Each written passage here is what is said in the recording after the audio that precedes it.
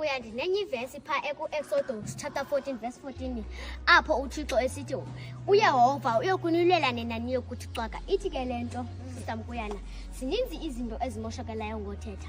Uyabona xa uthule ebantwini ubonakala ingathi awungomntu. Ikhona Sister Mkuyana indlela yoengaziwa ngumntu eyaziwa ngoThixo. Sister Mkuyana kuyehliwa kuyiwe emadolweni apho izinto uzinika khona uzixele khona kuThixo. Ubuye ebantwini uthule. Amen. Ndinikezela kuwe Sister. Hey nam ke Sister Gophe ndivile man elilizwi lakho. But ke Sister Gophe ke likhona lindichukumisayo lipha kuMateyu 9 verse 29 apho athi uThixo wandulo ukwachukamisa amehlo azo ngokokholo lwenu malenjeke kulo. Ithi ke lento ke Sister Gophe ngenxa yokholo lwakho iza kwenzeka ngenxa yokuthembela kwakho kuThixo iza kwenzeka ke Sister Gophe ke. Jonga bayingcwele uElijah wakhe wathanazela imvula uba mayine, wakhe wathanazela imvula uba mayifike, ethuma umkhonzi wakhe ibane esithi andikayiboni inetha imvula. Kodwa ngosuku lesixhenxe ke Sister Gophe ebuya wathi ndibona elifu elingangesandla. Hayi ndikezela apha kusemcela. Yabona ke sister wena Mpithini. Khona elizwi lindichukumisa apha ngaphakathi ndiyaliva ngaphakathi lithi liyabasebenzela abalikholwayo. Liyabasebenzela abalekela kulo, liyabasebenzela abathembele ngalo. Sithi noba imeko ayivumi sithi liyabasebenzela noba imeko ayivumi kuba ithi iBhayibhile wayelizwi and the word was God and the word was with God. Athi uThixo, for I know the plan that I have for you.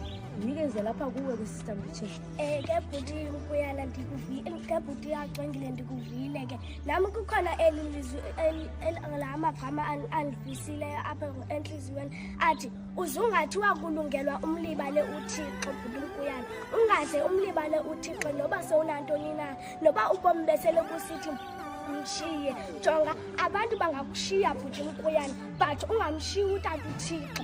Ngcono uwele ezandleni zikaTata uYehova kuba izandla zakhe zinenkathalo. Ndiyinikezela kuwe bhuti Mkuyana. Hayi ndivile ke Sister Mpithini. Sisi siyamthanda. Kukho ivesi endinoxelela yona apha ekundumiso 23 verse 5. Ithi kayisitsho le vesi, undilungiselela isithebe phambi kwaba bantu zeli bam, ayithambise ngeoil intloko yam, indebe yam iyaphalala. Kukho nento endifuna ukuxelela yona lapha sisi, ithi impilo uzuyile ungayincami kuba abantu behleka. Jonga uThixo abavumile bakuhleke, uThixo abavumile bakuhleke kodwa aphinde abuye xa ejikezile. Ngoba kaloku table 10 inyembezi zona zokoshulu uzuyile ngempilo phambi kwabo. Ndinikezela kuwe. Nam brother Mkuyana nento endifuna ukuxelela yona. UThixo akamshiyi umntu, Uthixo akamlibali umntu, uThixo akalibali amadinga ethu. Khawuthandaze okugqibela, khawuncekelele okugqibela, ujonge ukuthi akho nto nje. Ithi iBhayibhile bathatha ixesha beloba kodwa abafumana nto. Kodwa kwafika izwi elithi khawuphose umnatha okugqibela. Nam namhlanje ndizothi khawuphose umnatha okugqibela.